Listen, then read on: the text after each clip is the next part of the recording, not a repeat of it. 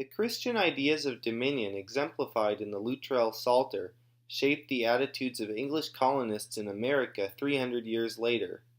My classmate May is here today to discuss how dominion shaped the way colonists managed their animals. So, in New England, compared to Chesapeake colonies, we see a higher degree of animal husbandry. It was much more carefully regulated, and this had to do with New England colonists' greater reliance on livestock for their survival. Common pastures were a central feature in their town communities, and as we see in the image, these common grazing grounds were in close proximity to the town's religious and political centers. The church is in the background of these two cattle grazing on this common pasture.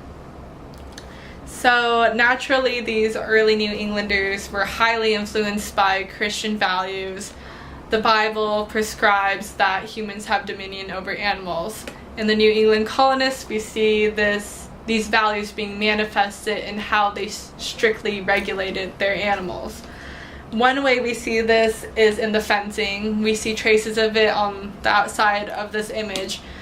These fences do not only reflect the high degree of management that the New Englanders had over their animals, but they're a testament to the community investment in controlling their livestock.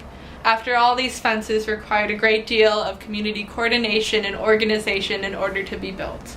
Of course, this would greatly contrast with the Native Americans' beliefs, which did not even include or conceive of the idea that humans could have ownership over land or animals. Trends of intensive, carefully supervised land use only became more pronounced as towns established themselves. Though at first the commons were a much more communal area that everyone in the community would be allowed to dispense their livestock on, over time this changed a great deal. As town populations grew, space became more limited.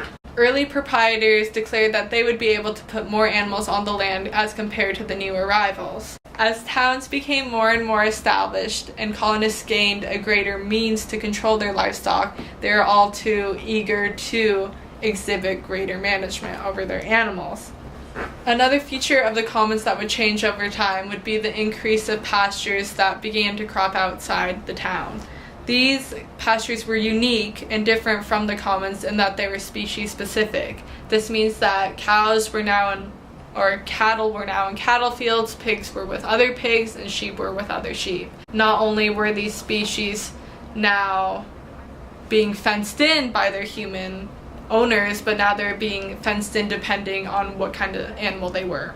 This reflects the higher degree of micromanagement that humans had in their livestock's lives. Over time, communal management gave way to hierarchical structures.